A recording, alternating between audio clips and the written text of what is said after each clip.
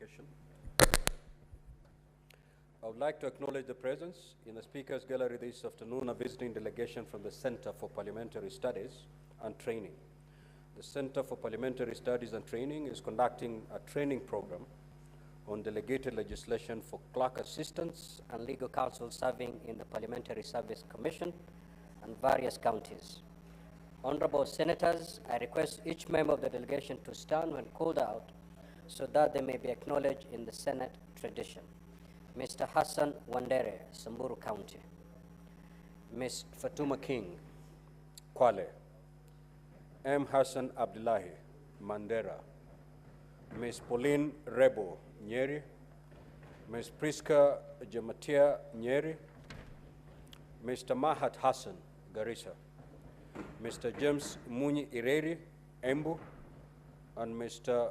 Bonfas Mudhoni Ireri, Embu. On behalf of the Senate, on my own behalf, I extend a warm welcome and wish you a fruitful visit. I'll ask Senator for Kakamega to extend a word of welcome to the delegation. Under 1 minute. Thank you, Mr. Speaker. Mr. Speaker, it's an honor because even the very communication, your tone and your words are more than congratulations. So let me ride on what you've just said and tell the young Kenyans they are most welcome to this Senate, and I wish them well. One of these days, one of them will run to be senator. I advise you not to run in Nairobi because my brother's son is the senator of Nairobi. I don't want him to face unnecessary challenges, Mr. Speaker. And Mr. Speaker, ladies and gentlemen, you're most welcome. Senator Hamida Kibwana. Those two statements.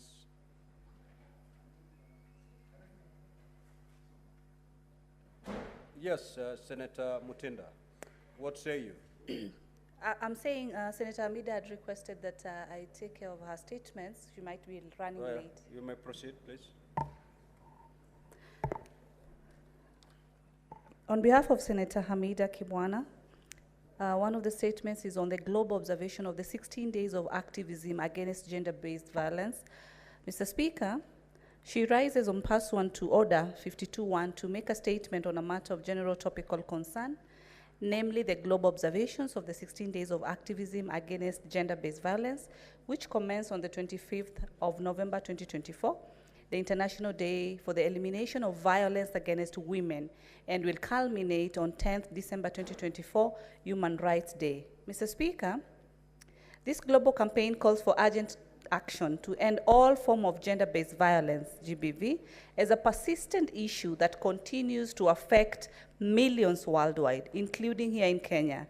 GBV is not only a gross violation of human rights, but also a significant barrier to achieving gender equality, sustainable development, and the protection of vulnerable populations. In Kenya, the prevalence of gender-based violence remains alarmingly high. According to the Kenya Demographic and Health Surveys 2022, over 38% of women— Honorable Senators, may Senator Mutinda be heard in silence, please. Thank you, Mr. Speaker. Over 38% of women aged between 15 years to 49 years reported experiencing physical and sexual violence in their lifetime. Alarmingly, we have witnessed an upsurge in femicide cases, with the National Crime Research Center reporting a 35% increase in femicide cases in 2023 alone. Mr. Speaker, additionally, technology-facilitated gender-based violence is emerging as a significant threat, with a 2023 policy study revealing that 1 in every 3 women in Kenya has experienced online harassment or abuse. This includes cyber stalking, non-consequential sharing of intimate images, and online threats disappropriately targeting young women. The socio-economic and emotional toll of GBV, including TFGB-BV, cannot be overstated. Survivors do face profound physical and psychological trauma, and the violence exacerbates gender inequalities in education, employment, public participation.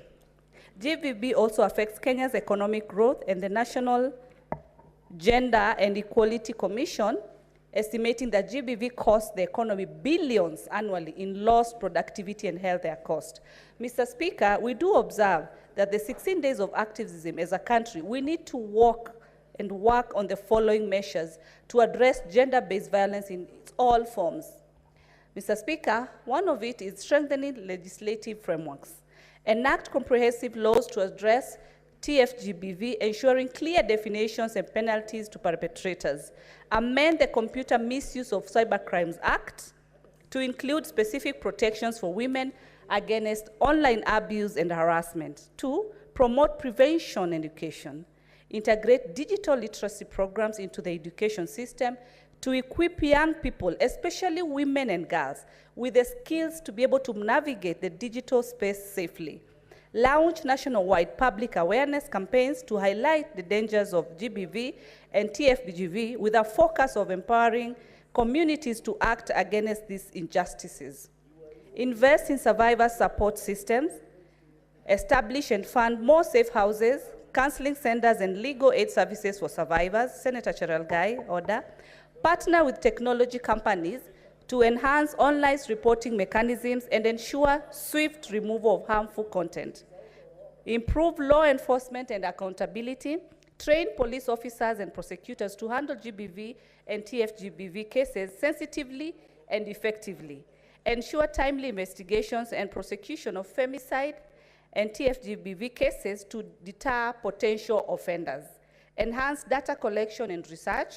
Establish a nationwide database to track GBV and TFGBV cases, and labeling a data-driven policy making and resource allocation. Lastly, Mr. Speaker, the 16 days of activism remind us that the fight against gender-based violence is a collective responsibility. It is, therefore, imperative for this House to take the lead in addressing GBV and TFGBV by enacting robust policies, allocating sufficient resources, and championing the rights of women and girls. In conclusion, Mr. Speaker, I urge my colleagues and stakeholders across the country to renew their commitment in ending all forms of violence against women and girls, ensuring that Kenya becomes safer and more equitable society for all. Thank you, Mr. Speaker. On behalf of Senator Hamida Kibwana, the Chair Lady of Kenya Women Senators. Second, Mr. Speaker, if I might proceed, it's on the visit to the Kenya by Unite and UNITAD. Mr. Speaker, she rises on pursuant to Standing Order 52-1 to make a statement on a matter of general topical concern. And since, Mr. Speaker, I've seen... Just proceed, Senator Mutinda. Proceed and conclude that statement. All right. She rises on a matter of general topical concern, namely the recent visit to the Kenya by members of UNITE, the Global Parliamentarians Network for Global Health, in partnership with UNITAD.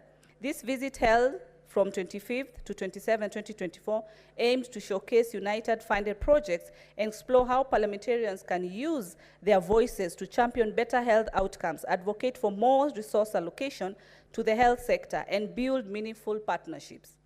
The delegation, Mr. Speaker, engaged in impactful discussions and visits, including a courtesy meeting with the Ministry of Health, where they highlighted Kenya's health priorities and the role of UNITAD in accelerating responses to HIV, TB, malaria, cervical cancer, and global health security. The delegation also visited health facilities in Makutano-Meru County and also Nairobi County, observing projects addressing cervical cancer, postmortem hemorrhage, and medical oxygen access. These sites underscored the transformative impact of innovative health solutions in saving lives and improving the well-being of women and children. Key meetings that were held between the delegation and the members of parliament, that is the National Assembly Departmental Committee on Health and the Senate Deputy Speaker, alongside members of the Senate Health Committee, they engaged the delegation on the need for greater political commitment to health, especially in promoting equitable access to innovative health tools. UNITE and UNITAD have registered a number of achievements in Kenya, notably the following. Cervical cancer, UNITAD has supported innovative screen and treat solutions that have empowered women in rural areas to access life-saving care, significantly reducing mortality rates. 2, postmortem hemorrhage. Through partnerships with CHI, health providers have received training to manage PPH effectively, saving the lives of mothers in rural areas. Medical oxygen access. The Vayu bubble cap and the oxygen blender systems showcased at Kenyatta National Hospital have revolutionized neonatal care by providing affordable, electricity-free oxygen solutions for remote areas. United has supported systems that improve oxygen delivery, critical for maternal health and pediatric emergencies. Health unity. United has consistently prioritized equitable access to health tools benefiting millions of Kenyans, particularly women and children. The visit reinforced the importance of health partnerships and the role of parliamentarians in driving change. It is imperative that we advocate for increased budgetary allocations to the health sector to support innovative solutions and meet the growth health demands for our population. Strengthen legislative frameworks to promote equitable access to healthcare. Encourage more members of this House to join the Unite Network to amplify Kenya's voice in global health advocacy and learn from international best practices. And lastly, enhance collaboration with partners like United to scale up successful health interventions and ensure sustainability. I take this opportunity to commend the members of Unite and United for their dedication and for taking time to visit Kenya. Their presence and insights have reignited our collective responsibility to champion health issues, not only for Kenyans, but also as part of the global community. In conclusion, Mr. Speaker, I urge this House to prioritize health as a pillar for sustainable development. By championing better health systems, allocating adequate resources, and fostering strategic partnerships, we can ensure that all Kenyans have access to quality health care they deserve. On behalf of Senator Hamida Kibwana, the chair of Kenya Women Senators, thank you. Senator Alan Chesang.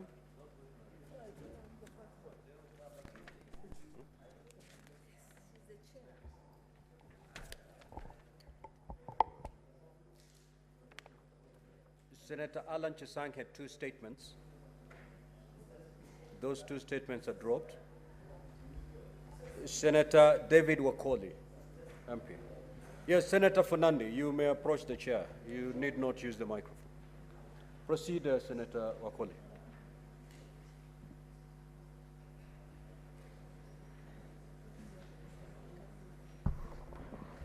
Honorable Speaker, request for statement on the status of the Equity Bank Kenya Limited Employee Share Ownership Plan, ESOP scheme. Mr. Speaker, sir, I rise pursuant to Standing Order 53-1 to seek a statement from the Standing Committee on Labor and Social Welfare regarding the status of the Equity Bank Kenya Limited Employee Share Ownership Plan, ESOP scheme. In the statement, the committee should, 1, provide a list of the trustees currently managing the Equity Bank Employee Share Ownership Plan scheme, explaining how they were appointed. 2, provide an annual breakdown of the number of employees who have joined as well as those who have opted out of the ESOP scheme from 2005 to date. 3, outline the terms and eligibility criteria for redemption of units held under the ESOP scheme. 4, state the number of employees who have so far applied to redeem units held under ESOP scheme, indicating the amount of cash or shares received by the respective employees so far. And 5, table financial and bank statement in respect of the ESOP scheme, indicating the total units held, accrued dividends and interest, as well as all the bank transactions from 2005 to date. Senator Wafula Wakoli, MP, Senator for the Great County of Bungoma. Thank you, Mr. Speaker.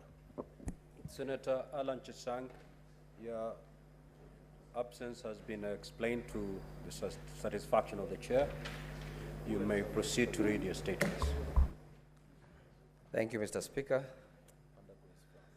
I rise pursuant to Standing Order 53-1 to request a statement from the Standing Committee on Information, Communication and Technology regarding the need for automation and digitization of services in the Office of the Controller of Budget. Mr. Speaker, the Standing Committee on Information, Communication and Technology resolved to conduct a county oversight and networking engagement in the counties of Uasin Gishu, Elgeyo Marakwet, Trans Nzoia, and Bungoma. As part of an ongoing inquiry into operations of the Integrated Financial Management Information System and other county revenue collection and management systems. The committee was particularly interested in presentations on each county's revenue collection and management systems, focusing on system overview, integration with IFMIS, effectiveness in revenue collection, key strengths and challenges, operational costs, sustainability, and any planned future improvements. Mr. Speaker, sir, as you are aware, the Senate has been in the front line championing for devolution, and to that effect, passed the report of the Mediation Committee on the Division of Revenue Bill, National Assembly Bill number 38 of 2024. On Thursday, 28th November 2024, to ensure financial stability and continued service delivery at the county level. However, during the county visit, the committee identified a critical bottleneck that threatens the success of devolution, namely the persisting challenge occasioned by the delays and inefficiencies in the budget approval processes at the Office of the Controller of Budget, despite the constitutional framework intended to streamline governance and financial management at the county level, as provided for in Article 228(4) and 5. In the statement, the committee should, number one, outline any strategies in the place to ensure automation and digitization of processes in the Office of the Controller of Budget to stem claims that reliance on manual systems not only hampers the fast processing of budget approvals, but also creates loopholes for corruption. Number two, investigate allegations that some officials within the Office of the Controller of Budget engage in gatekeeping practices, allegedly withholding approval of funds for counties unless illicit payments are made. And finally, Mr. Speaker, number three, to explain the reasons why county secretaries are required to manually deliver physical documents to the Office of the Controller of Budget in Nairobi. Order, Senator Boni. Order. Despite the presence of county representatives from the office, from the said office.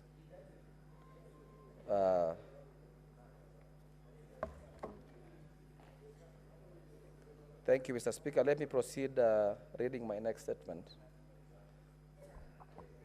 I rise pursuant to Standing Order 53.1 to seek a statement from the Standing Committee on Health regarding the management and operations of the Kenyatta University Teaching, Referral and Research Hospital. In the statement, the committee should, one, inquire into and report on the circumstances surrounding the alleged reinstatement of Mr. Ahmed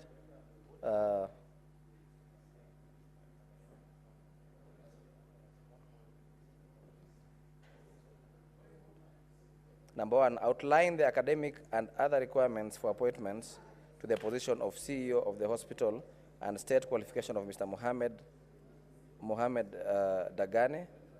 Number two, provide details of the hospital staff medical cover, including the entitlement for each cadre of staff, and explain the delay in payments that led to suspension of the staff medical cover by Jubilee Insurance.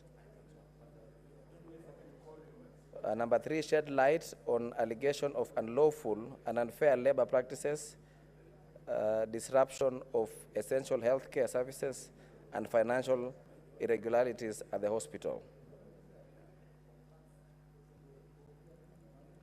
And number four, finally, Mr. Speaker, investigate reports of deterioration of health services at the hospital, disclosing any cases of unprofessional conduct by the hospital management. Mr. Speaker, on to my last statement. Mr. Speaker, I rise pursuant to Standing Order 53-1 to seek a statement for the Standing Committee of Finance and Budget regarding the pending bills owed by Nzoia County government from financial year 2021-2022 to date. In the statement, the committee should, number 1, table a comprehensive report detailing the contractors and entities, including the names of the companies, their directors, contact details, and the services rendered by each company to the Nzoia County government for the financial year 2021-2022 to date. Number 2, provide a detailed breakdown of all outstanding payments owed by contractors and other entities by the Nzoia County government from the financial year 2021-2022 today. And finally, number 3, furnish the Senate with the budgetary allocation for pending bills from 2021-2022 to date, and provide a list of all requisitions for the payment of the pending bills along the evidence and certificates for each payment. I thank you, Mr. Speaker. Senator Fatuma Dulo.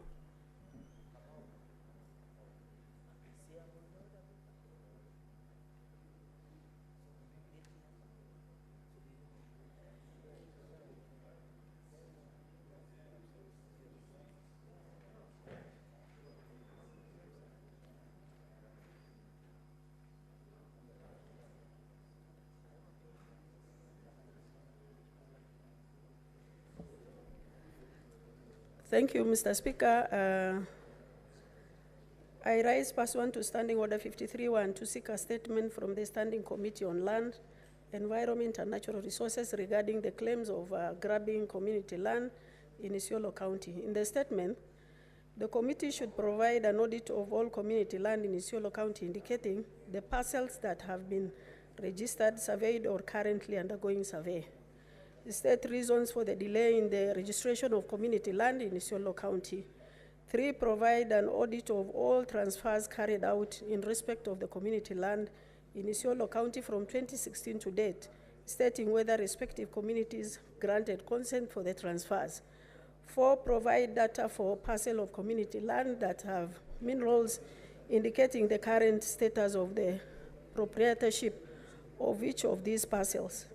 Finally, provide details of the reported instances where parcels of community land have been grabbed by individuals and private entities, outlining steps being taken to revert ownership and possession of the parcel of land to the community and to hold the persons involved to account. Mr. Speaker, if you can allow me, I can proceed with the rest. Yes, proceed. You have the second 3 statements. Yes, sir. Proceed.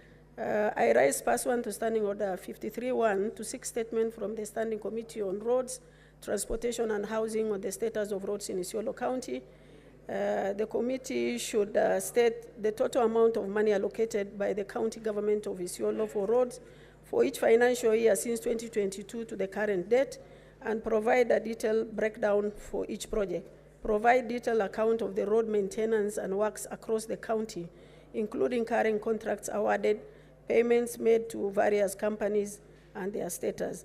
3, provide a detailed breakdown of the total amount of pending bills for roads in Isiolo County.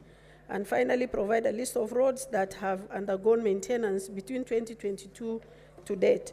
The final statement, Mr. Speaker, I rise pursuant to Standing Order 53-1 to seek statement from the Standing Committee on Road Transportation and Housing on the delay in the completion of the Horn of Africa project in Isiolo County.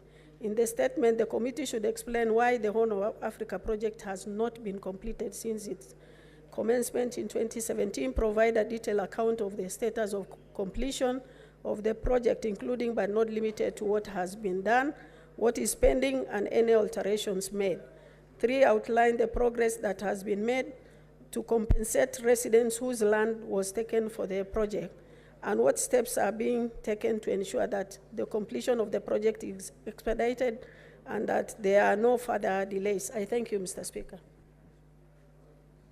Senator Kathuri, Senator for Meru County. Yes, you may proceed to read. You have two statements? Yes, you may proceed to read both. Honorable Speaker, I rise pursuant to Standing Order 53-1 to seek a statement from the Standing Committee on Education regarding the mismanagement of the University of Nairobi.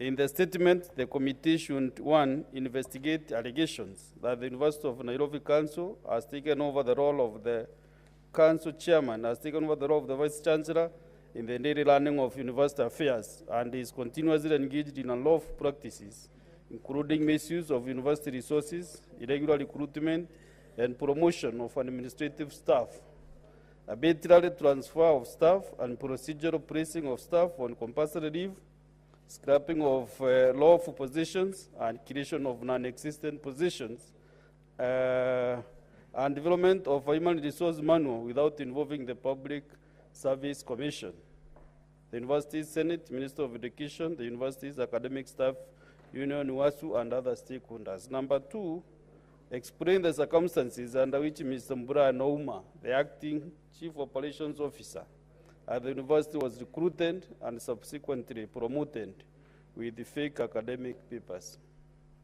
Number 3, explain why the same Mr. Uma's contract as acting CEO was renewed despite the finding by the Ethics and Anti-Corruption Commission that the employee and initially secured employment using fake academic papers, yet the position does not exist in the University of Nairobi Charter and the statutes, and the courts already declared it illegal. And number 4, provide reasons for the inordinate delay by the University Council to competitively recruit and substantively fill senior management positions in the university, including the positions of Vice Chancellor, Deputy Vice Chancellors, Head of Finance, Head of Procurement, Head of University Health Services, Head of Security and Safety,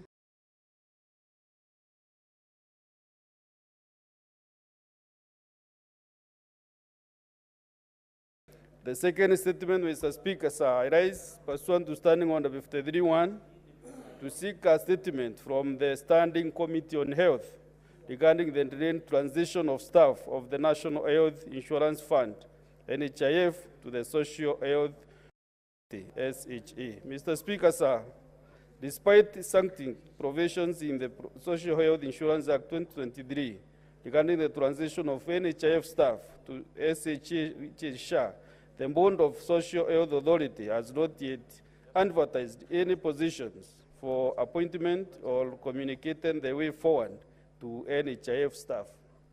I therefore request the committee to, 1, provide reasons for the delayed transition of NHIF staff to SHA, stating whether a staff establishment and the terms and conditions of service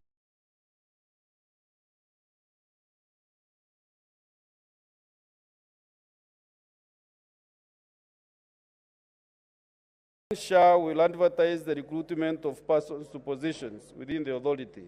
Our training safeguards put in place to ensure the NHIF staff are given priority as required by the Social Health Insurance Act 2023. And number 3, provide the details of the framework for optional retirement and the deployment of NHIF staff within the public service, stating whether information on the framework has been availed to NHIF staff to enable them to make informed decisions. I thank you, Honorable Speaker. Senator Fernandi.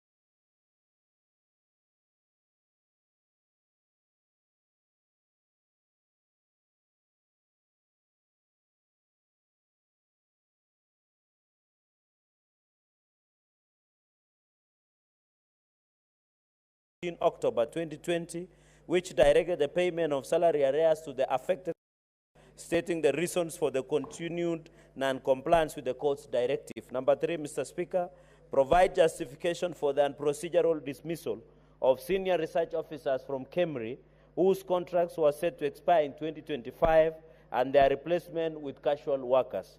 Number 4, Mr. Speaker, explain why many staff of Kenya Medical Research Institute who have worked under successive contracts for over 10 years without being absorbed into permanent positions, having had their contracts terminated without notice. And finally, Mr. Speaker, sir, provide a list of all staff members who was reinstated as per the court's order and explains the reasons for KEMRI's failure to comply with judicial directives, a failure that has persisted for several years. I thank you, Mr. Speaker, sir.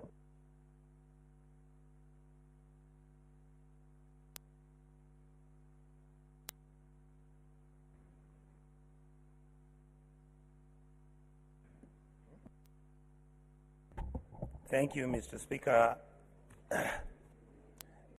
Because my brother Cherargei has discussed the issue of KEMRI, Mr. Speaker, I would hope that the clerks to this House would most probably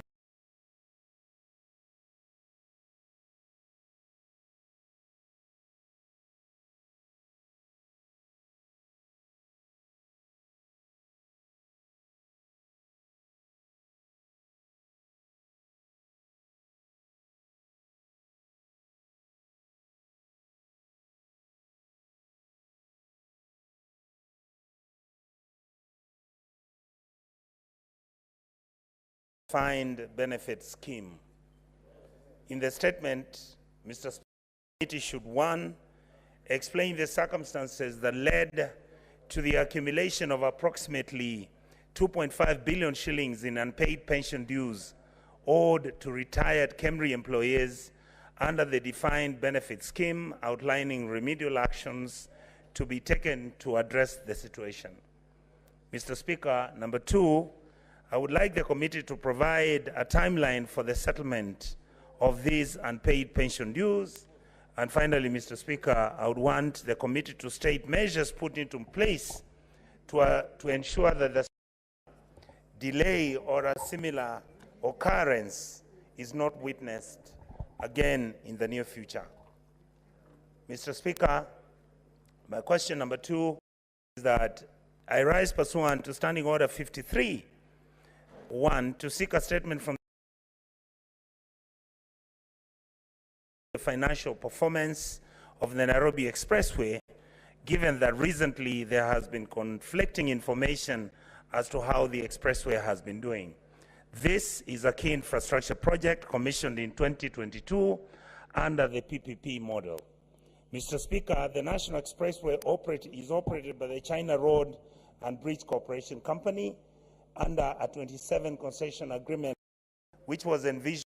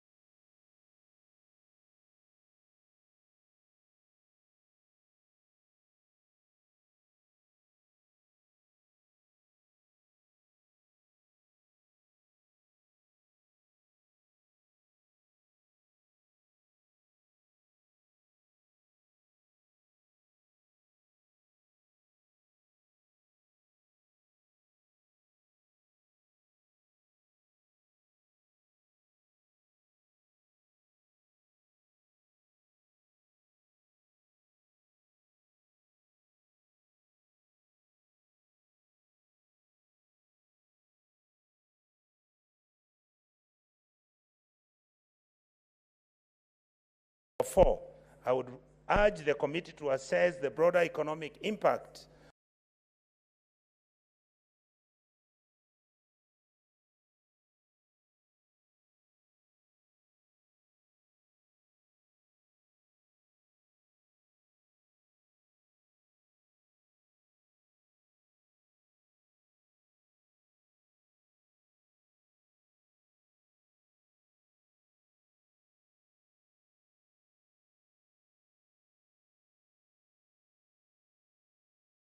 to Ongata Rongai and other places within the outlying areas of Nairobi City. Mr. Speaker, I also rise pursuant to Standing Order 53-1 to seek a statement from the Standing Committee on Health regarding the state of Nairobi Funeral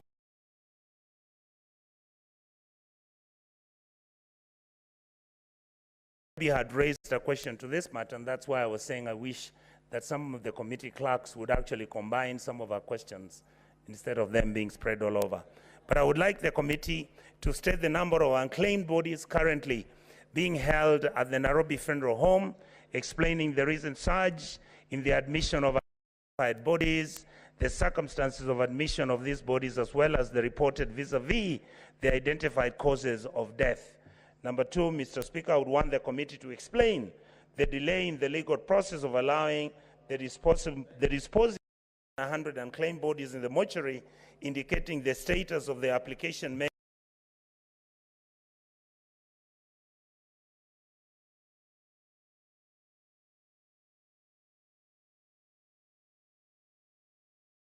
I would want the committee to outline the steps taken by the county government of Nairobi to address the overcrowding at the Nairobi Funeral Home, which has been a permanent case.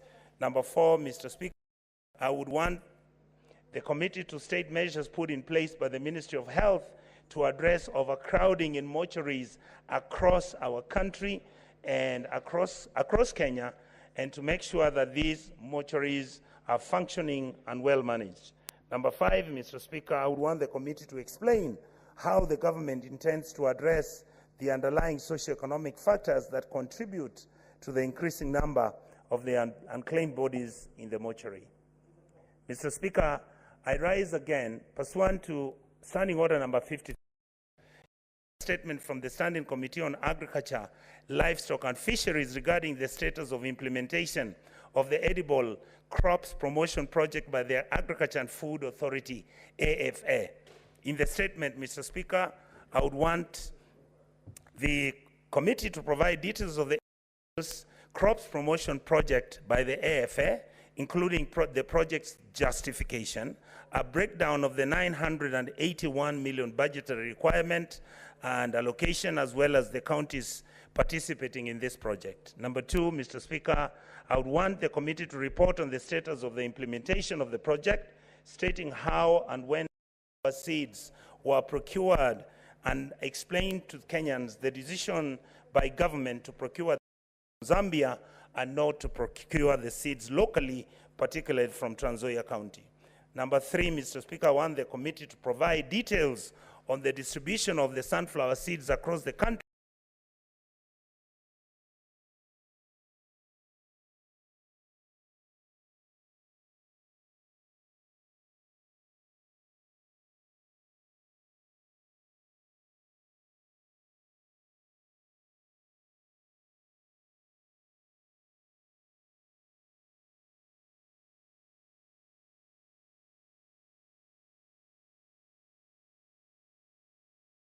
society-owned, explaining the initiatives which the government has set up to boost the local capacity to process the anticipated increase in sunflower seed production and consumption. Finally, Mr. Speaker, I would want the committee to explain how the government plans to monitor and evaluate the implementation of this project, indicating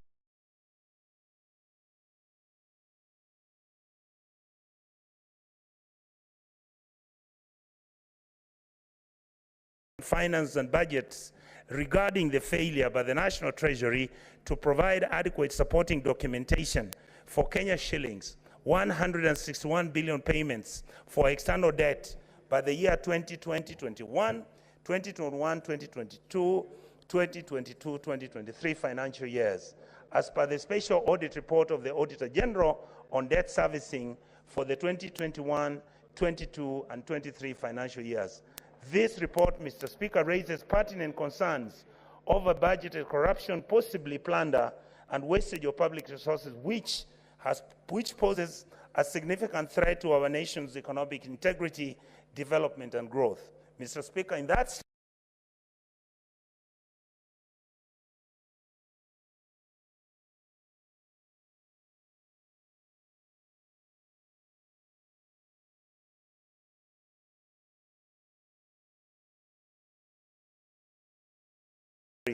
failed to provide adequate supporting documentation to the Auditor General for these payments to be made. Number two, I would want the committee to evaluate the prudence of government borrowing and sustainability of Kenya's public debt in light of the reported accountability gaps, as well as the government plans to borrow an additional 413 billion in the year 2024 and 2025 financial year.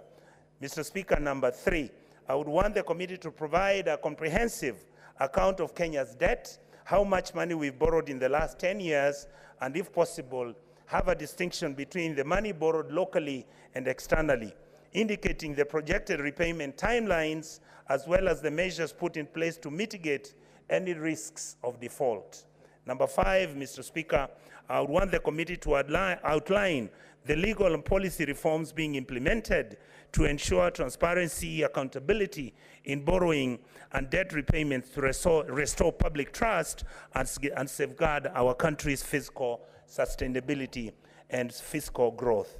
Mr. Speaker, I would also rise in pursuant Standing Order number 53-1, seek a statement from the Standing Committee on Education regarding the termination of Professor Stephen Kiama Gitai from his position as Vice Chancellor of the University of Nairobi last year.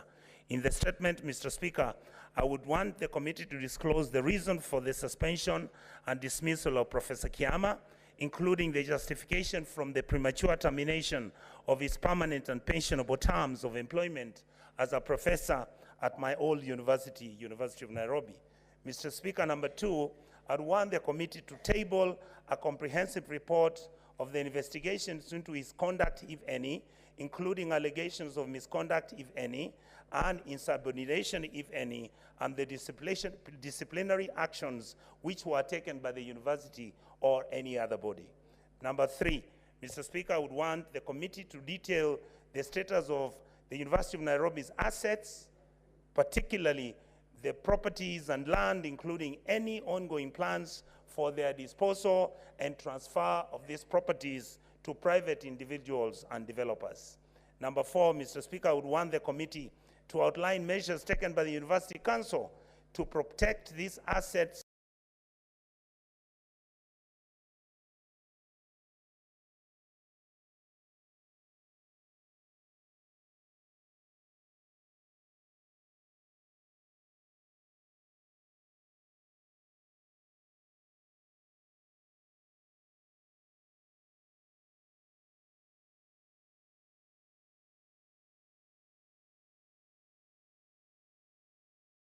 I think I'm going to repeat myself. Thank you very much, sir, for giving me an opportunity to stretch your time. I appreciate it.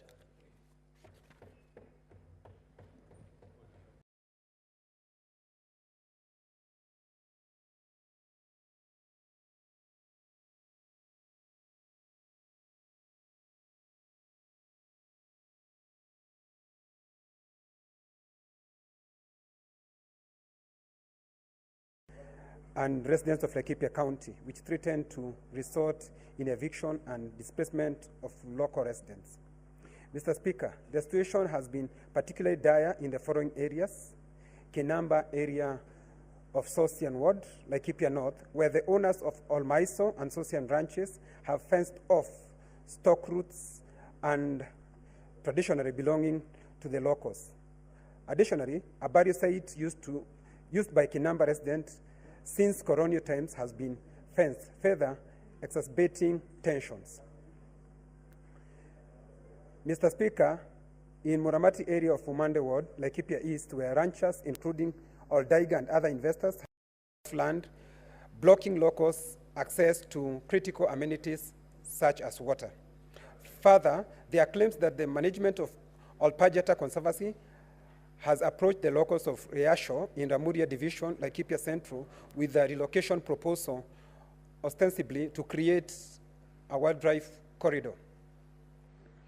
In the statement, the committee should, 1, clarify the terms of lease agreement for the ranches operating in the affected areas. 2, outline any measures in place to protect the residents of Riasho, Ramuria, from being disenfranchised from ownership of their lands. 3, provide details on the authority under which these ranches, and conservancies are acting, including whether their actions align with legal and procedural requirements. 4, explain what civic education efforts have been undertaken to inform and involve residents before taking action that could lead to eviction, displacement of residents. And 5, provide a status report on the progress made in issuing title deeds to Kinamba residents to enable them to secure their land ownership rights. I thank you, Mr. Speaker. Senator Alexander Mundigi.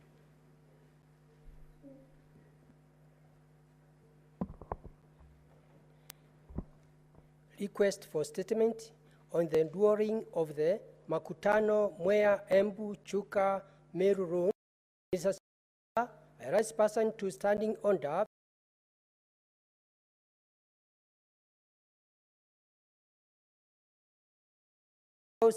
regarding the enduring of the Makutano-Meru Chuka Meru Road, classified as a Class B6, covering a distance of 169 kilometers. Mr. Speaker, this road, which to emphasize the counties of Kirinyaga, Embu, Tharaka Nithi, and Meru, serves as a critical transport corridor for the movement of goods and services between Meru and Nairobi. Ending this road capacity through the high economic potential of these counties. In the statement,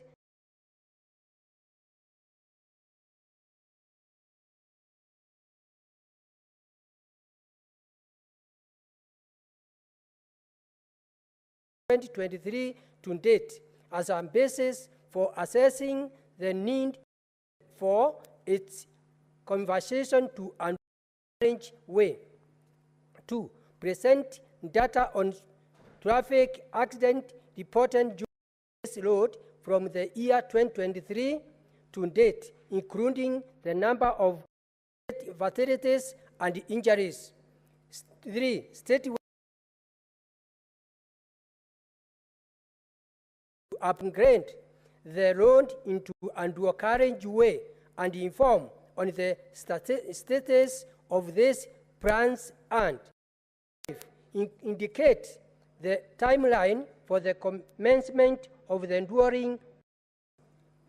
Dr. Alexander Mundigi, Senator for Embu County.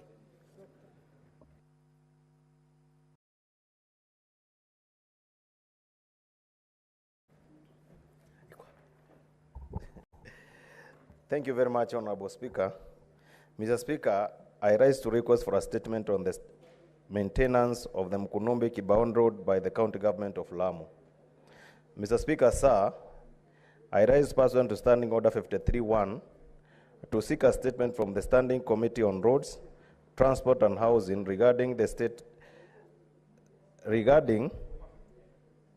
basis of the maintenance of the Mkunombe-Kibaon Road by the County Government of Lamu. In the statement, the committee should, 1, provide the breakdown of the Kenya shillings 7,920,886 spent by the County Government of Lamu in the routine maintenance of the road in the 2023-2024 financial year, indicating the specific activities carried out and their respective costs. Number 2, explain the legal basis of the routine maintenance of the Mkunombe-Kibaoni Road by the County Government of Lamu, despite the road being a section of the Gariseni-Lamu Road, which is a national trunk road that should be maintained by the Kenya National Highways Authority, KENHA.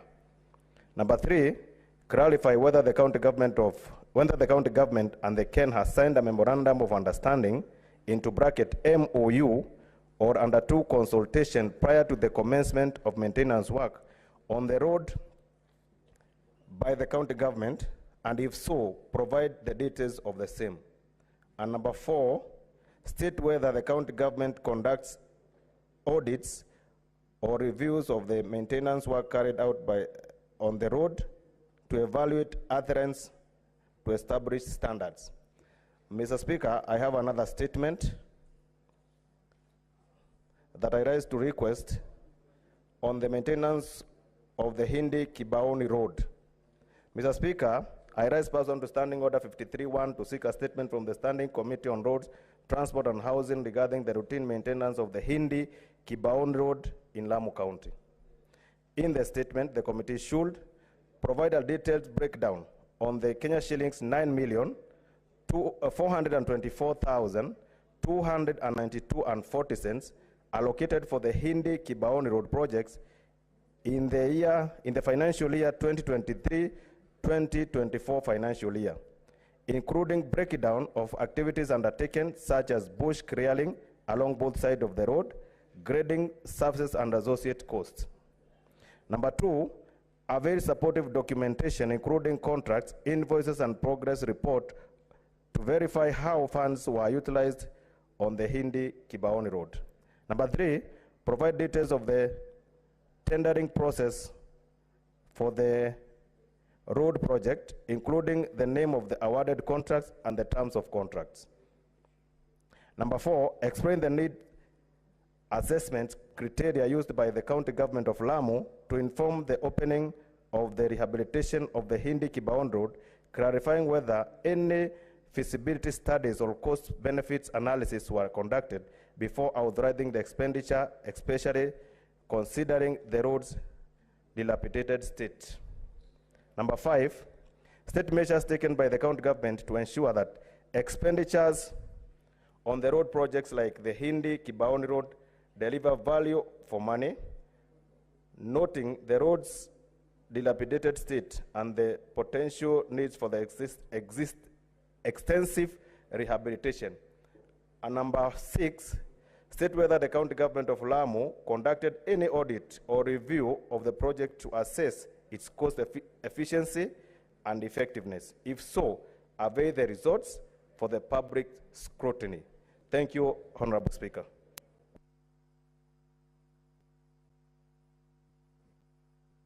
Senator James Murango. Senator Eddie.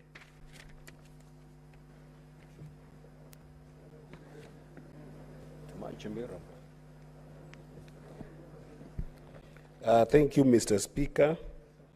This is a request of statement on status of the construction of Migori County headquarters and other related public works. Mr. Speaker, sir, I rise pursuant to Standing Order number 53-1 to seek a statement from the Standing Committee on Roads, Transport and Housing regarding the status of the construction of Migori County headquarters and other related public works.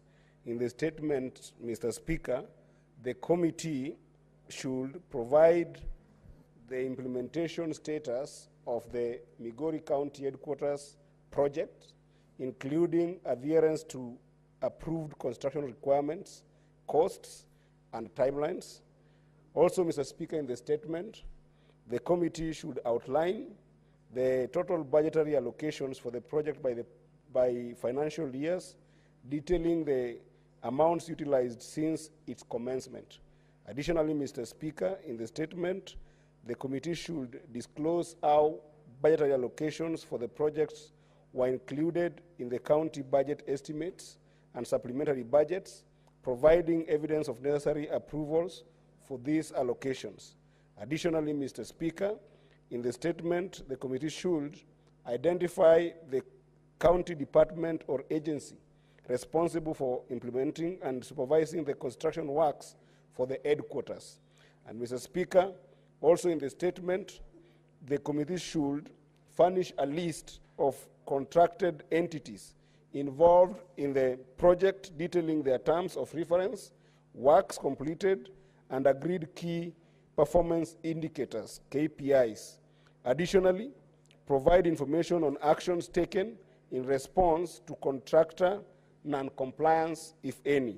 Additionally, Mr. Speaker, the committee should further submit monitoring and evaluation reports conducted by the relevant county department or agency, including the status of any recommendations made in these reports. And finally, Mr. Speaker, the committee should, in the statement, provide a roadmap for the completion and handover of the headquarters, specifying the expected timeline and outlining anticipated efficiency gains and potential budgetary savings upon its completion. Secondly, Mr. Speaker, I further rise with a request for a statement on the budget allocation and utilization for the financial year 2023-2024 in Migori County.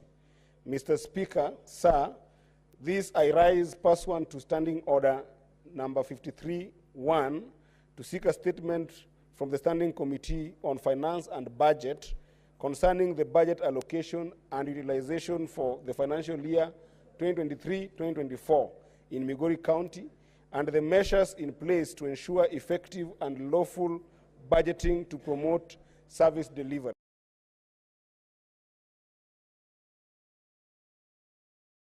Implementation report for financial year 2023-2024 raised concerns about budgeting practices in Migori County, including suboptimal implementation outcomes. And Mr. Speaker, there is a critical need for transparency regarding several budgetary issues highlighted in the report, as well as for the introduction of measures to ensure sound budgeting practices. Mr. Speaker, this should include compliance with the Public Finance Management Act, CAP 412A, and other relevant legislation, particularly the fiscal responsibility principles to promote transparency in the use of county resources and prioritize funding for effective service delivery. Therefore, Mr. Speaker, in the statement, the committee should, number one, indicate whether the county executive confirm whether it utilizes both itemized budgeting and program-based budget framework for county budgeting, and whether the county expenditure is done through the IFMI system in compliance with the Public Finance Management Act 2012 and its regulations thereafter. Mr. Speaker, further in the statement, the committee should provide a detailed breakdown of itemized budgetary allocations for the Department of Finance and Economic Planning and for the Department of Public Service Management, Monitoring and Evaluation, and clearly indicate utilization and absorption rates, as well as any in-year budget revisions, so insofar known as supplementary budgets approved by the County Assembly, especially for the financial year 2023-2024. Further, Mr. Speaker, in the statement, the committee should submit detailed justifications for the additional recurrent budget allocations for Kenya shillings 117.499 million, Department of Finance and Economic Planning, and Kenya shillings 72.506 million to the Department of Public Service Management, Monitoring and Evaluation, as reported in the Control of Budgets financial year 2023-2024 report. Additionally, Mr. Speaker, this must bring their total allocations to 9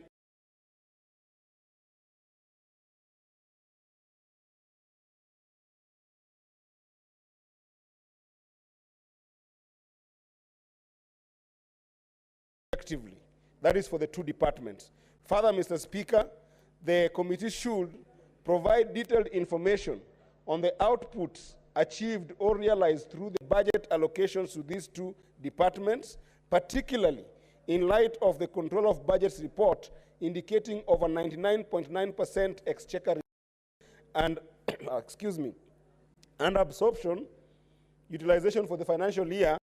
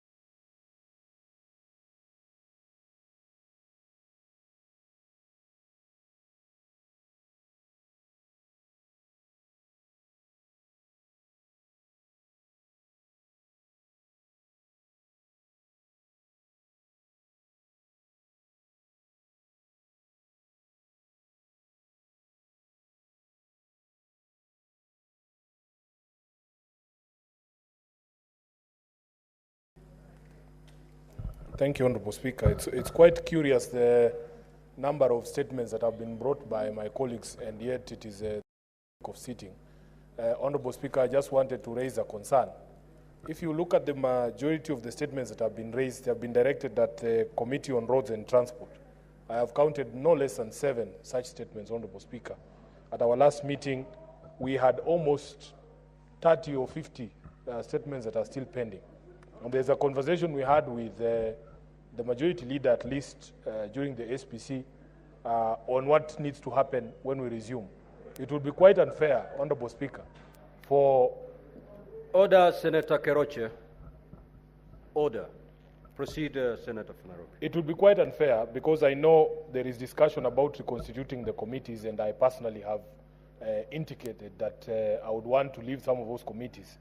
But I feel it is very unfair for the people or the members who will be joining those committees to be inundated with all these statements. I don't know how it is possible, Honorable Speaker. We wanted to request your office, at least for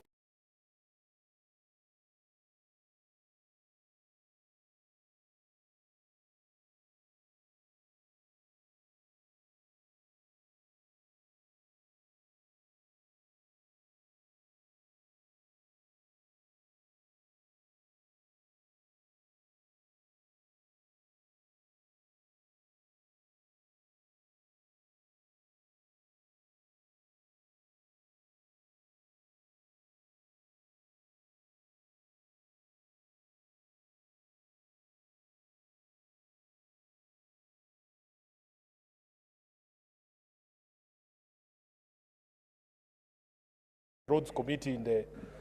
Honorable Senator for Nakuru.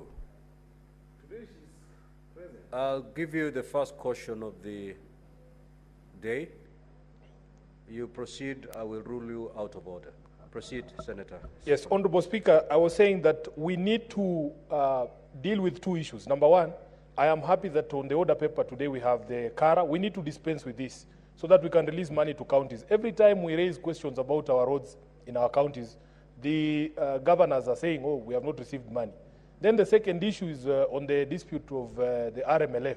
Honorable Speaker, if there is anything we as a House can do to help unlock that stalemate that is existing between the National Assembly and the Council of Governors, I think we should avail ourselves to help to resolve that issue, because the problems of roads here in Nairobi and across the counties, you can see all my colleagues from Isiolo to Lamu, it is now a national, an issue of national concern.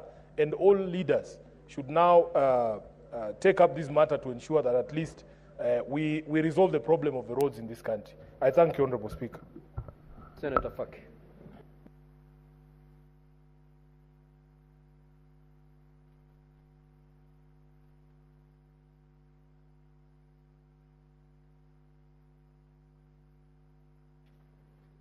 Asante Mheshimiwa Spika kwa kunipa fursa hii kuchangia statement ambayo imeletwa bungeni na seneta maalumu Seneta Hamida. Mheshimiwa Spika, kuhusiana na siku 16 za kupambana na gender based violence, yani vita dhidi ya gender ambayo yes, ambavyo ni siku 16 ambazo zinaadhimishwa kuanzia tarehe 25 mwezi uliopita mpaka tarehe 10 mwezi Disemba. Mheshimiwa Spika, kwa kusema kweli mwaka huu katika nchi yetu ya Kenya tumeona visa vimeongezeka vya ukatili dhidi ya wasichana, kina mama na watoto wadogo wa kike. Mheshimiwa Spika, polisi walipotoa tarakimu zao mwezi uliokwisha, ilikuwa karibu wanawake 100 walikuwa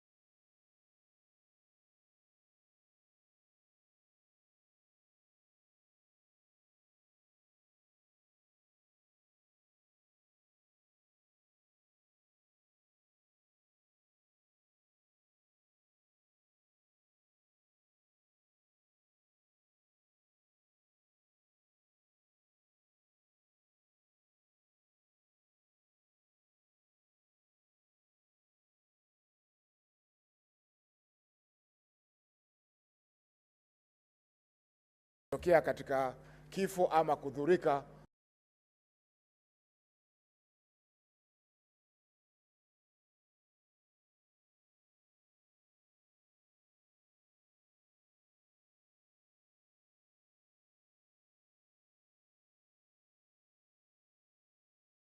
Mheshimiwa Spika, tupambane na janga hili.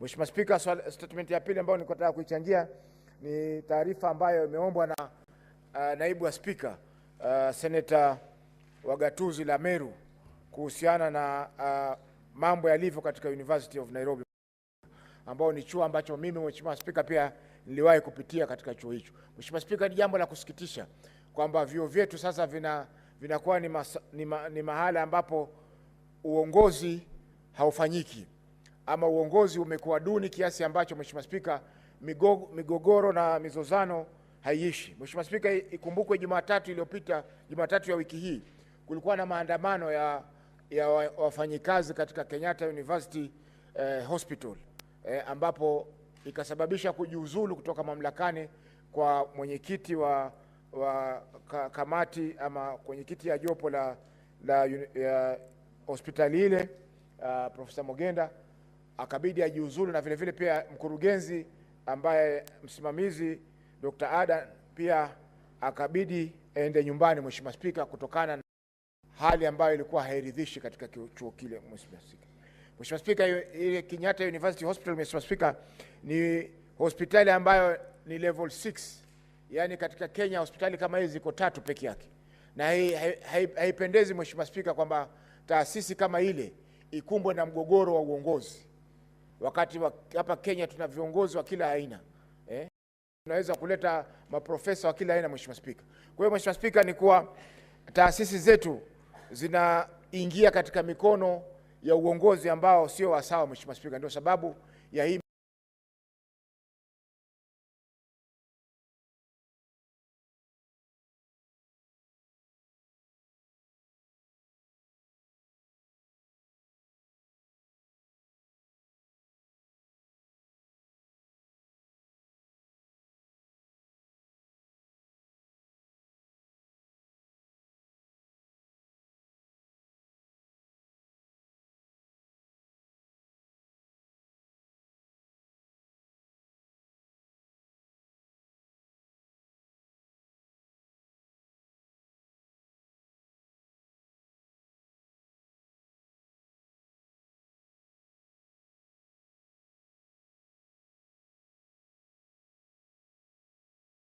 kwa tunahamuna mtu mwenye tajiriba ya kuongoza taasisi kama ile, hiyo itakuwa tunawaharibia Wakenya, vijana ambao wengi wanatamaa kwamba wakitoka katika university zile wataweza kutimiza ndoto zao za kufanya kazi.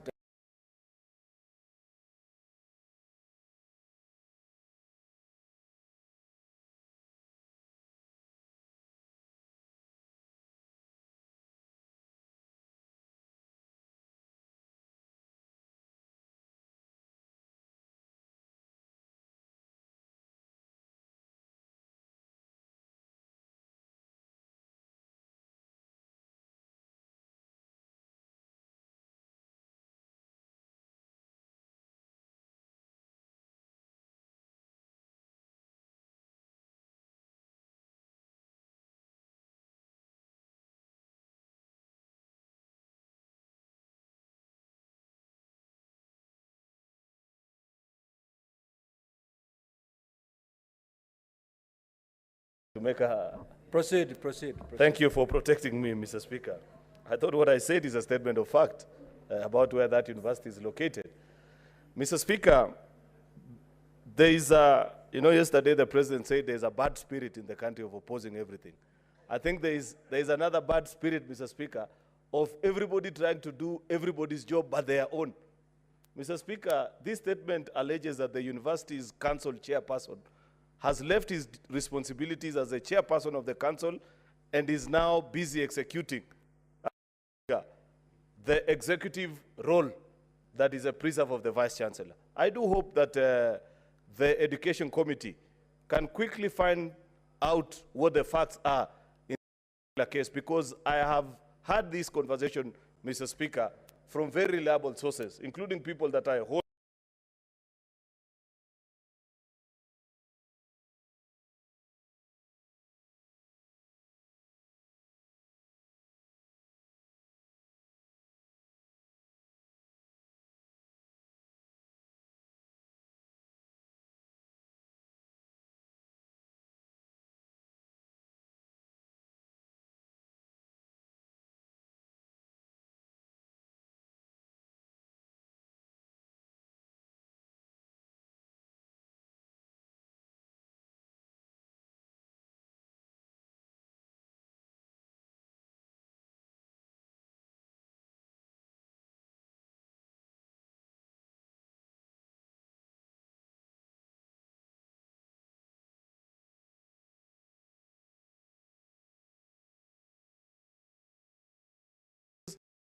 And so on and so forth, Mr. Speaker. And sometimes I wonder what I'm supposed to do.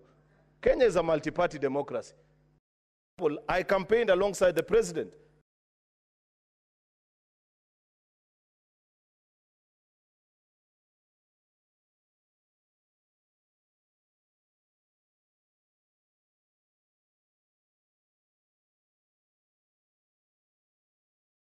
That has been brought before this House, and it agrees with the manifesto upon our party.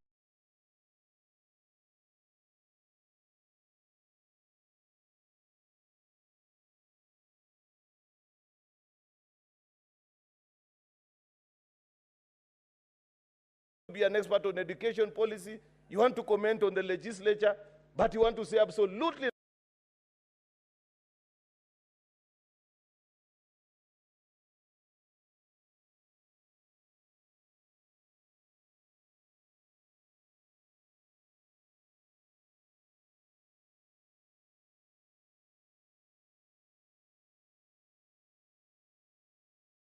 such as this particular time. And there have been occasions, Mr. Speaker, where when the report of this House was tabled, this Senator Mungatana has come under a lot of criticism. And I remember him being dressed down at a particular function, I think somewhere in Kiambu, and being told, concentrate on your work as a legislator. Don't tell us how to manage church affairs. And I thought, okay, that's a fair request, because Senator Mungatana is least qualified to address the church on how to run their affairs. But doesn't the same party experts on every how to take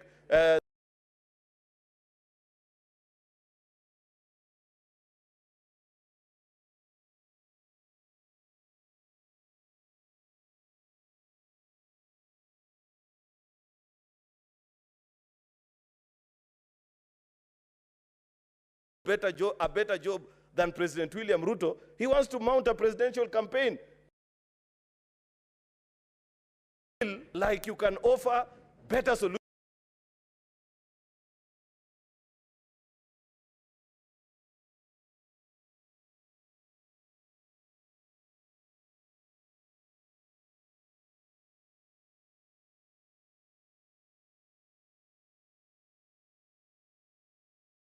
It's a social media account, Mr. Speaker. But they are so loud. And have a so congratulations, Senator Mtata. I look forward to listening to your manifesto and your ideas so that you tell us how you can move the country forward at the right time when the opportunity presents itself and Kenyans agree with you. We will grant you the opportunity and we'll say, do well, do better than those that were before you. But we cannot redefine democracy, Mr. Speaker, where at every twist and turn you want to reinvent democracy and ensure that at every that is being made, Speaker, something, you have to say something about it and say, no, I don't agree with this, I don't agree. That is not democracy. Democracy, Mr.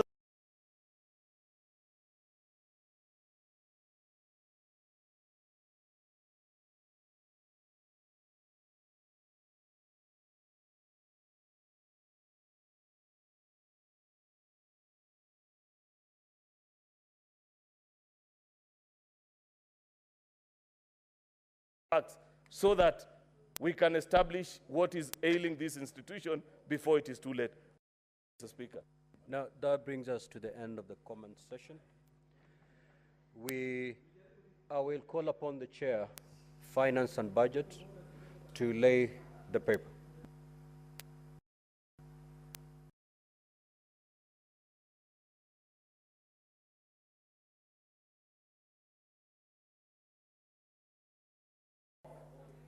Okay, you may now proceed to give notice.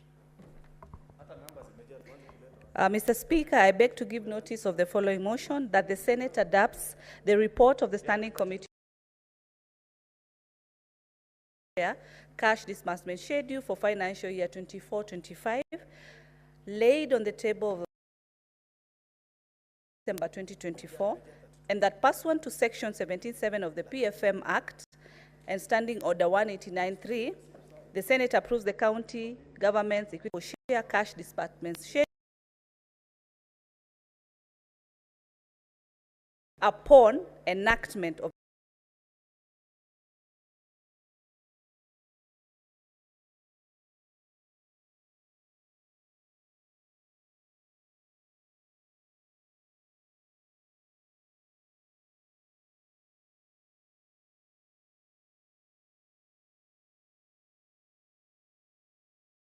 We will proceed to prosecute order number 14. Thereafter, we will resume the normal flow as contained in the order paper, and that particular order will be hybrid going forward until we conclude that order. Clerk, you may proceed to call order number 14. Order number 14, Committee of the Whole. The Calculation of Revenue Bill, number 25 of 2024. Consideration of His Excellency the President's recommendations.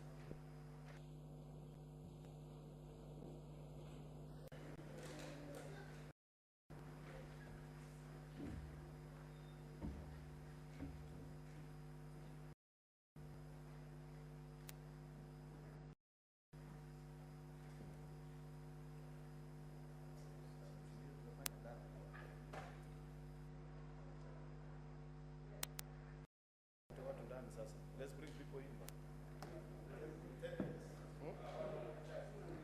Yeah? You know you.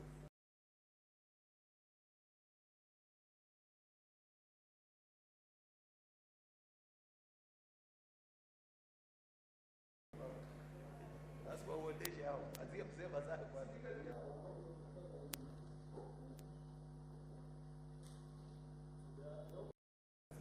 Yeah, but we have so many divisions.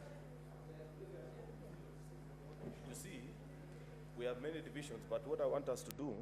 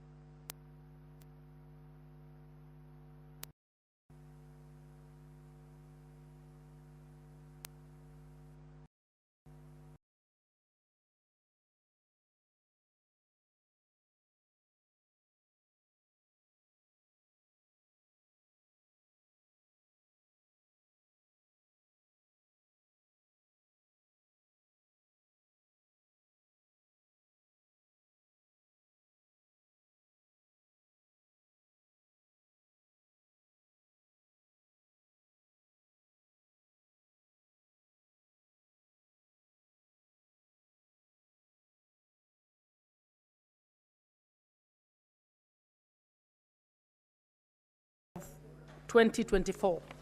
The clauses were canvassed in the morning, and we are now moving to division. Sergeant at Arms, please ring the division bell for 10 minutes.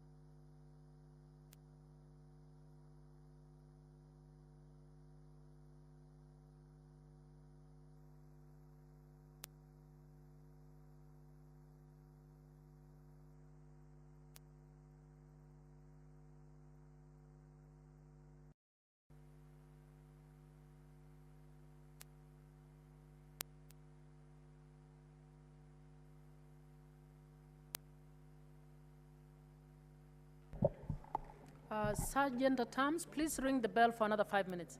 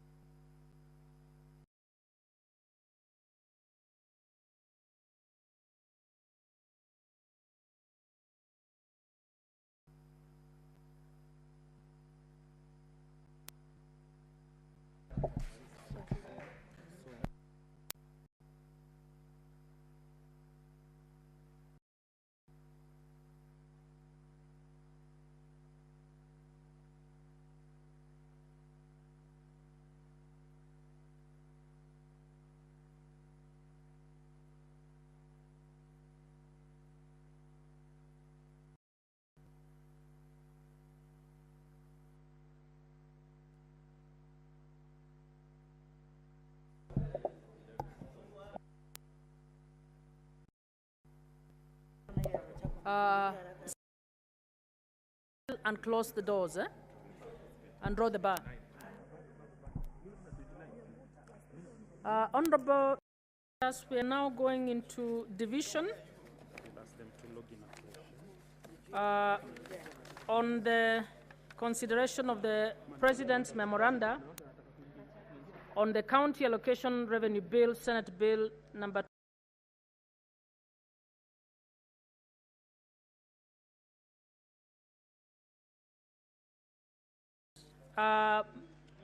senators within the chambers will vote electronically, while senators online vote by voice.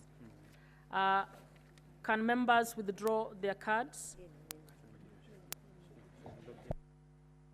and log in afresh, please?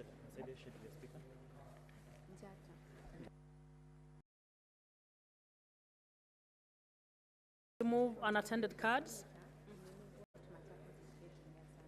And we are going for the first division. The first division.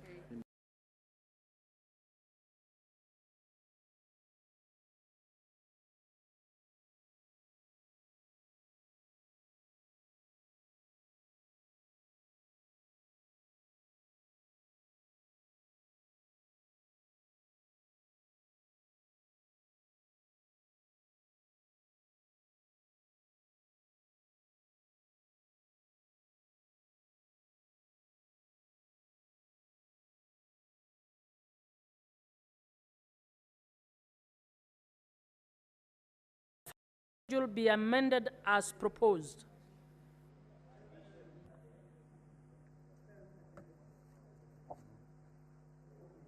You may vote.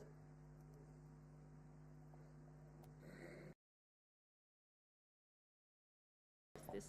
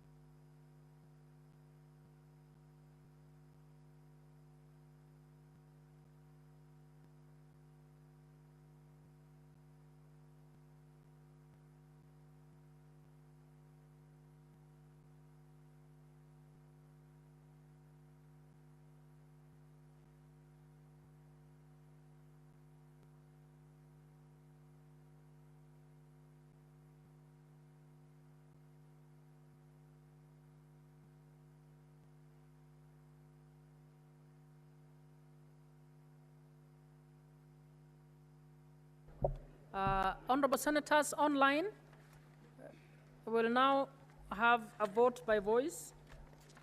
Senator Mwaruma.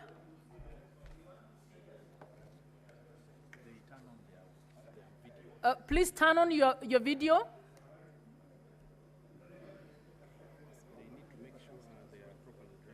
Okay. Okay. That's. Huh? What? You can be blind, but if, what is the effect? Please vote. Senator Mwaruma. I can't hear. Senator Mwaruma, please vote again. Vote yes. He has voted yes. Senator Mandago.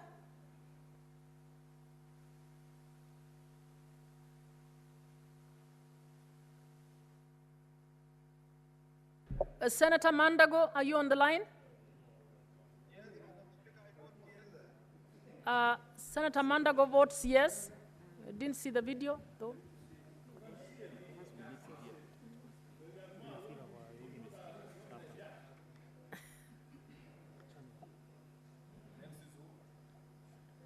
Senator Wamatinga.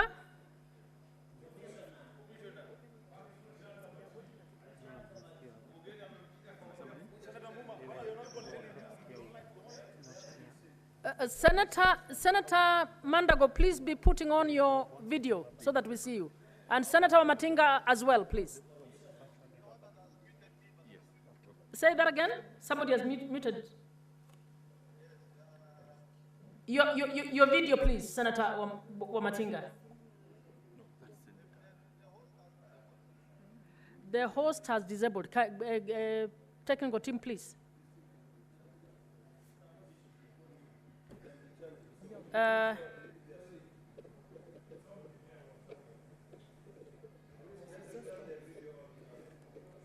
Please turn on your video, Senator Wamatinga, please.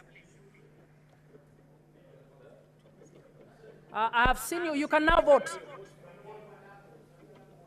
Senator Wamatinga votes yes. Thank you. Senator Mandago, can we see your video, please, for the record? Madam Speaker. Okay. Guys, sorry. Disable my video, Madam Speaker, but you know, as usual, I'm properly dressed. No, it must we must see. Senator Mandago, we must see you. So please put on your video.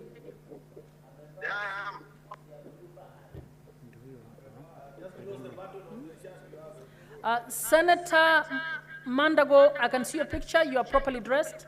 Please vote. I vote yes. I can. I've actually, somebody can come and say I've confirmed on the screen that is.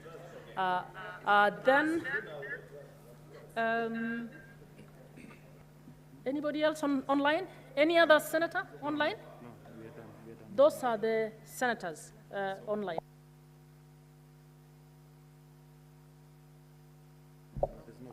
Who is that? No. Senator Siengo, it is the, it's not you voting.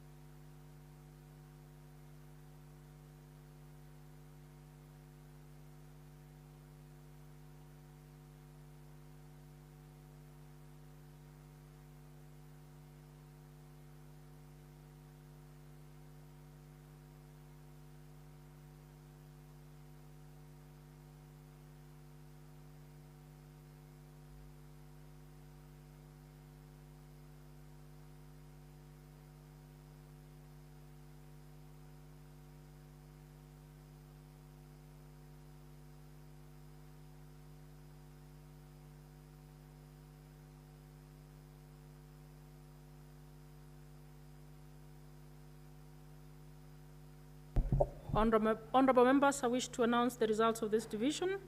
The ayes have 34, the nays 0, abstentions 0. The ayes have it. We now move to the next division. I put the question that the second schedule be amended as proposed. Members, you may log in to vote.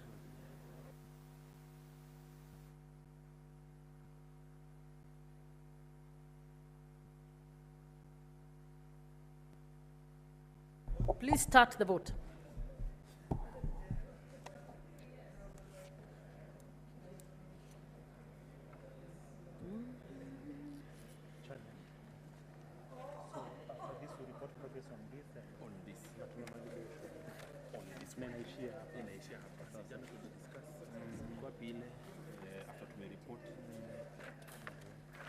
So you call upon the mover to... Yes, there will be no third reading. Yes. Next vote? So after this, now we'll go into reporting and everything ends at committee of the whole. There's no third reading. Yeah. So we'll get you. Okay, we can move to the online, No, this division is not yet over.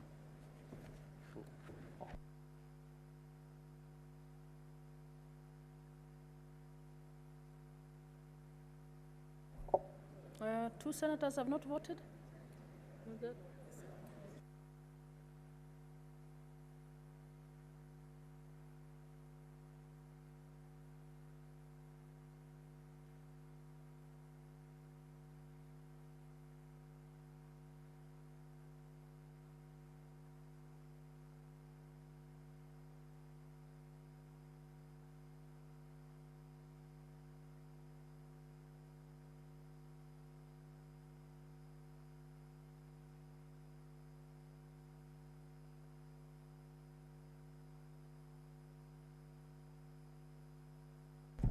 Senator Mofire, please approach the table.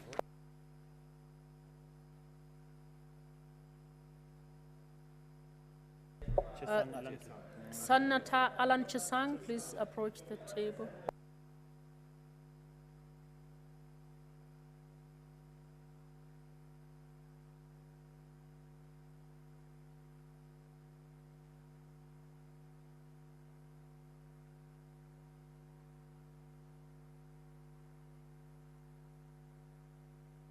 Senator Halware.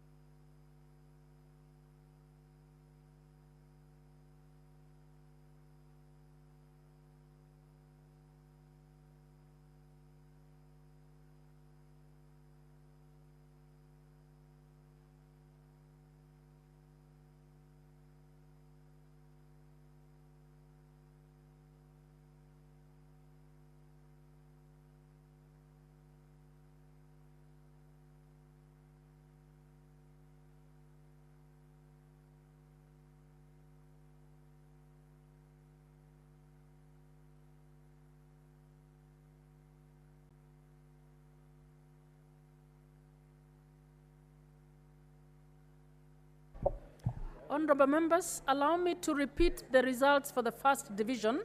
There was one senator in chamber who had not voted. So the results are the ayes 35, nays 0, abstentions 0. The ayes have it.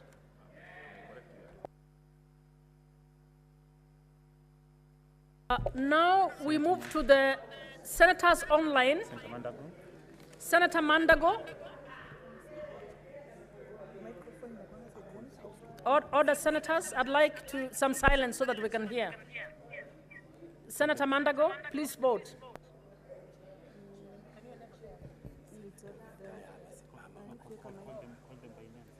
Senator... I vote yes, Madam Speaker. Thank you. Thank you. He has voted yes. Senator Wamatinga. I vote yes, Madam Speaker. I can't see you, Senator Wamatinga. Please put on your video.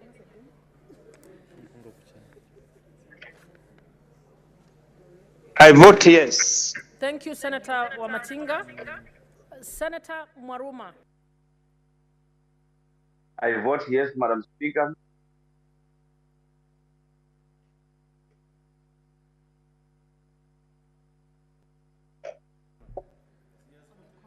Senator Mwaruma. I vote yes, Madam Speaker.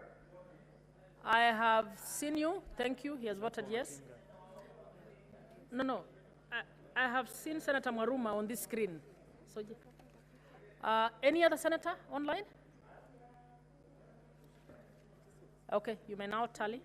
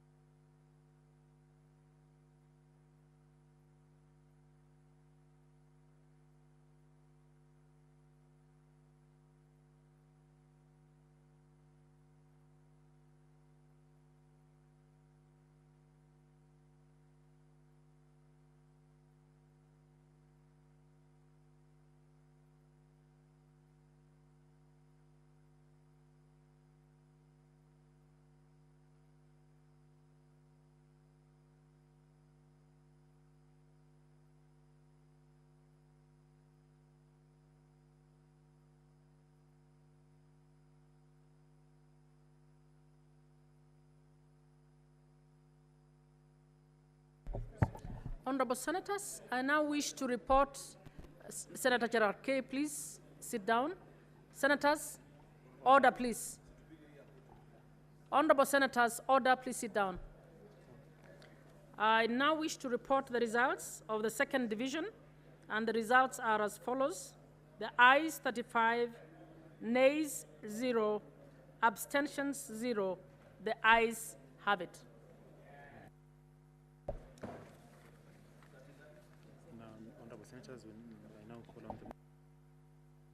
Honorable Senators, I now call upon the mover to report.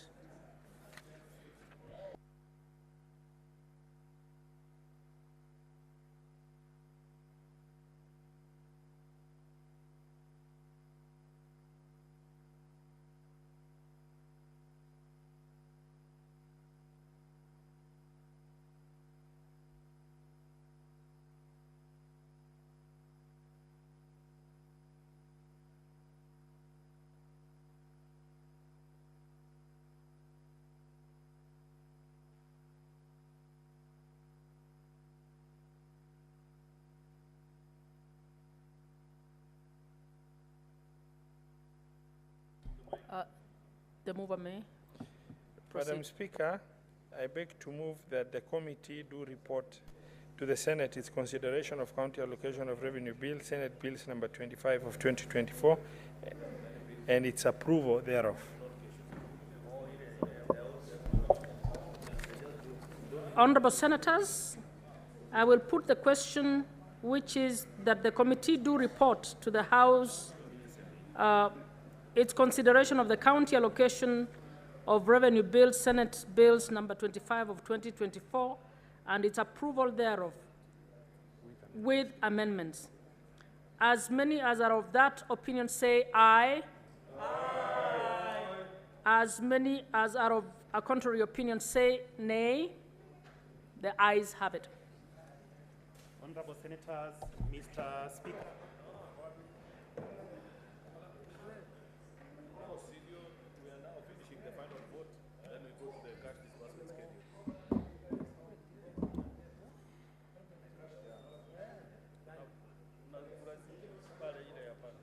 Honorable members, you may now resume your seats.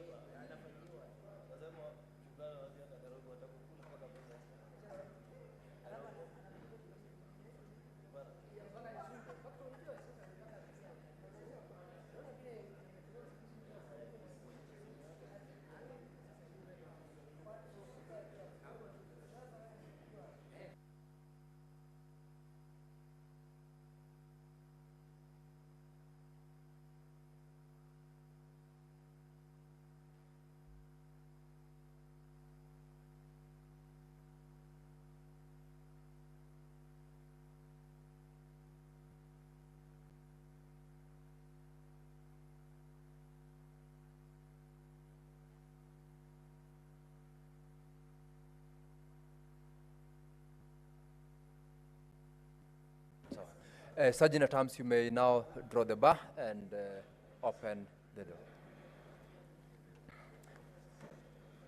Honorable members, I call upon the chairperson to report on the consideration of the President's Memoranda on the County Allocation of Revenue Bill, Senate Bills number 25 of 2024. Honorable Speaker, I beg to report that the Committee of the Whole has considered the county allocation of revenue bills, Senate Bills number 25 of 2024, and approval thereof with amendments. Mover.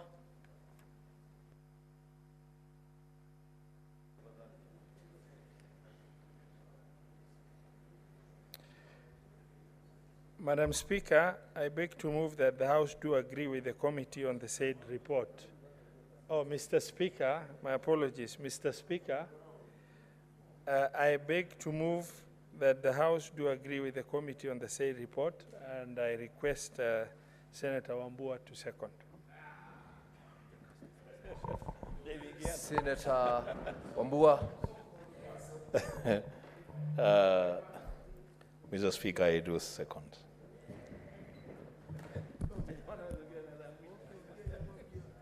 Honorable members, I will now propose the question, which is that the House do agree with the committee in the said report, and I will put the question, which is that the House do agree with the committee in the said report. Will as many as of that opinion say aye? Aye. Will as many as of a contrary opinion say nay? The ayes have it. Now, honorable senators, having the county allocation of revenue bill, Senate Bills number 25 of 2024 considered, and in light of the presidential's memoranda, there will be no third reading, and the bill will therefore be referred to the National Assembly for consideration.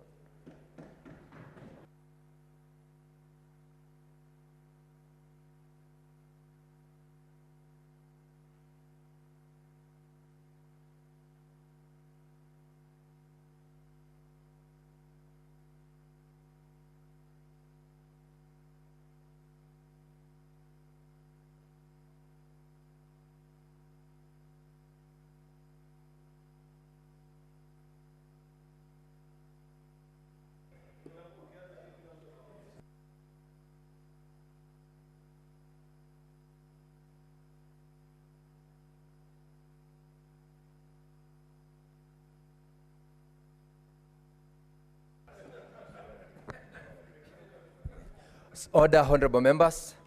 Order, I want to direct that we now make reference to supplementary order paper number 2. Supplementary order paper number 2 has already been shared. It's in your iPads. It's also on our WhatsApp group for purposes of progress of the order of the day. You will look at supplementary order paper number 2. And I direct the clerk to call the next order. Order number 11, motion, report of the Standing Committee on Finance and Budget on the county government's equitable share cash disbursement schedule for financial year 2024-2025. I call upon the chairperson, Standing Committee on Finance and Budget, Senator Ali Roba.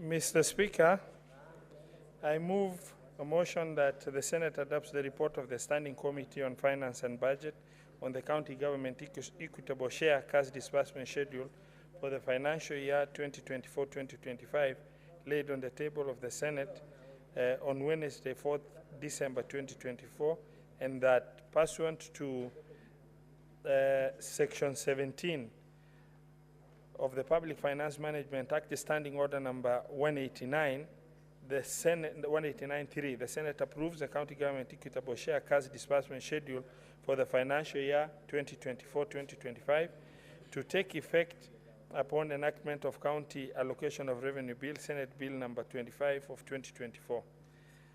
Mr. Speaker, the disbursement schedule is a document that is intended for purpose of predictable cash flow to our county governments, and considering that the county governments have operated on reprieve that was given by Regulation 134 of Public Finance Management Regulations, and which is going to expire by end of December. The disbursement schedule has been planned from July 1st. And as such, you find the observations that maybe I can share with the Senate is that there is no accuracy in the disbursement because of that challenge that we've had of operating on vote on account. However, subsequently, the National Treasury has managed to share the cash disbursement schedule, which indicates the predictable cash flow to county governments based on the proposed allocations in the CARA, as well as also the Division of Revenue. The committee considered the cash disbursement schedule on the 4th of December 2024 and noted that it indicates that the amount each county is expected to receive on the 15th of every month, as indicated in the schedule in the document we've shared and the report that is online. However, the only maybe issue I would like to share with the House is that the National Treasury has not been extremely accurate in conforming to the requirements of the cash disbursement schedule of releasing Honorable the funds members, order please. every 15th of each month If you're consulting, as planned. please do it low tones to allow the honorable member to be heard in silence. Thank you very much, Honorable Speaker. Honorable Speaker, despite the fact that these requirements are put in place, the National Treasury has not been able to conform and make sure they adhere to cash disbursement 15th of every month as required to enable the county government's function. Mr. Speaker, sir, since this is a document that is going to necessitate, facilitate the flow of cash in predictable manner to our county government, we encourage the National Treasury to make sure that they comply with the schedule that is shared with this House by themselves, and if approved, and I request the Senate to also approve the cash disbursement schedule to accompany CARA for facilitation of cash flow to our county government. And I would like to request Senator Eddie Gishoro Okech of Migori County to second. Thank you. Chair. Senator Eddie. Chair, this is a routine report, and therefore I second and also urge that we don't debate, we just vote for it, so that we can be able to get all the. I request is an English word which means it's a wishful thinking, if possible. Chair, go to school. I second. Order, honorable members. Honorable members, I now propose the question that the Senate adopts the report of the Standing Committee on Finance and Budget on the county government's equitable share cash disbursement schedule for the financial year 2024-2025, laid on the table of the Senate on Wednesday, 4th of December 2024, and that pursuant to Section 17, subsection 7 of the Public Finance Management Act and Standing Order 189.3, the Senate approves the county government's equitable share cash disbursement schedule for the financial year 2024-2025 to take effect upon enactment of the county allocation of revenue bill, Senate Bills number 25 of 2024.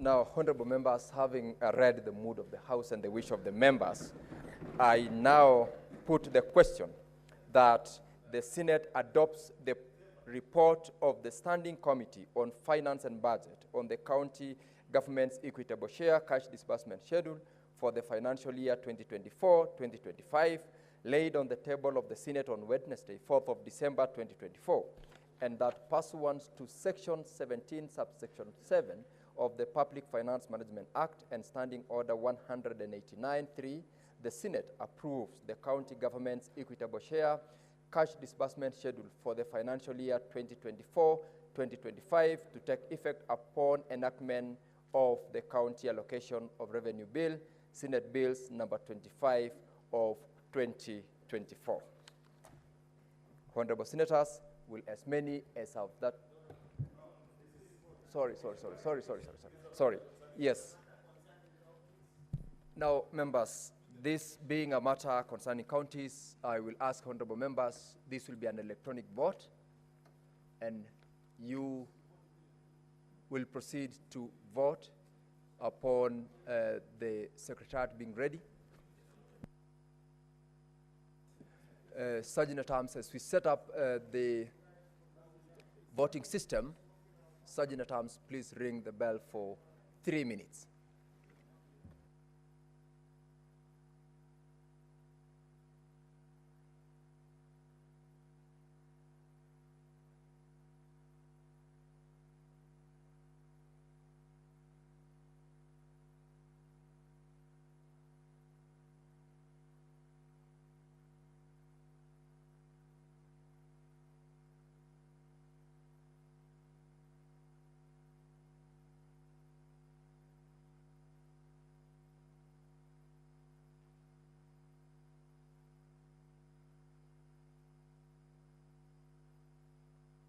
Sergeant at Arms, please ring the bell for 3 minutes.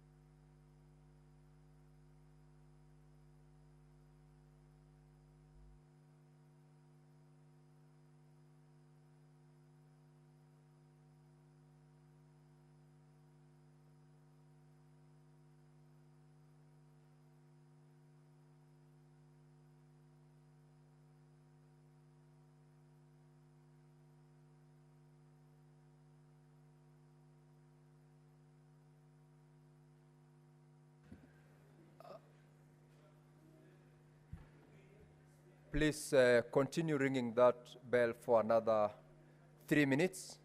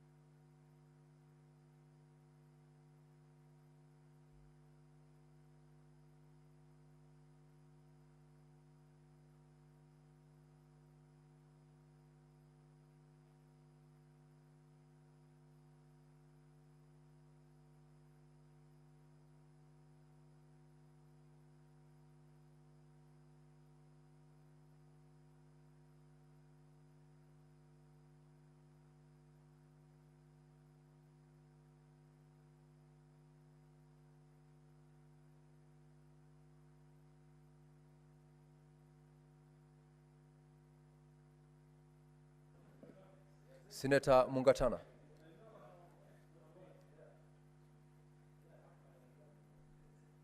Senator Mofaya, you are normally a victim of this. I tend to assume that it's most likely you. Honorable members, let's keep our phones in silent. While we're in the chamber, this directive was previously issued by the chair. Let us keep our phones in silence.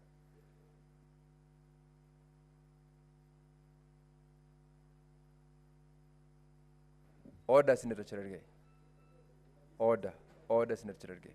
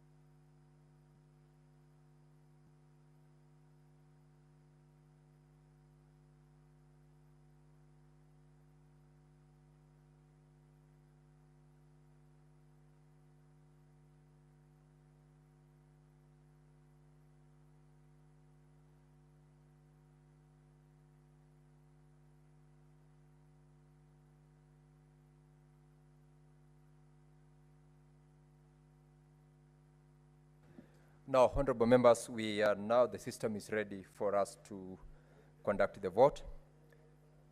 I direct the Sergeant at Arms draw the bar and close the door.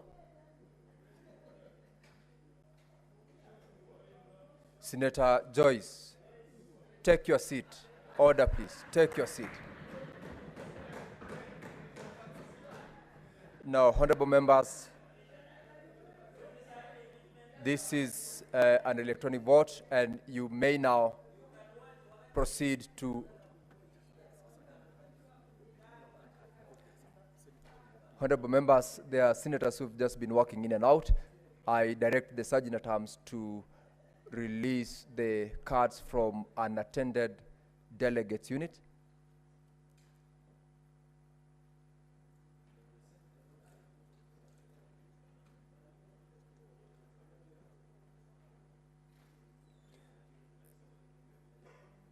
Members, you may now log back in and get ready to vote. For those who need assistance, either vote yes, no, or abstention. You can now vote.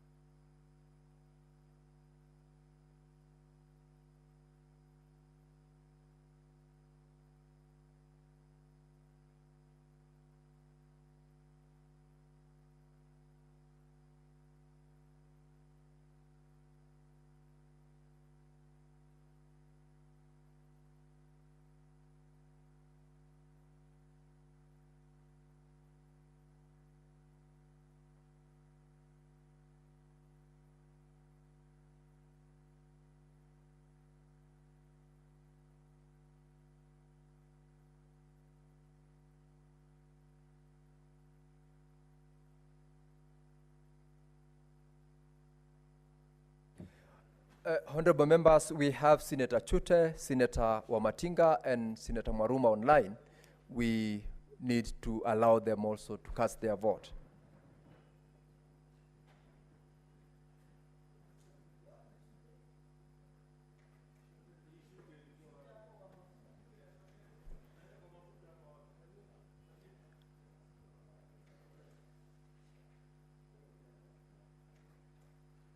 Senator Wahome Wamatinga. I need to see you. Mr. Speaker, I vote yes. I need to see you, Senator Wamatinga.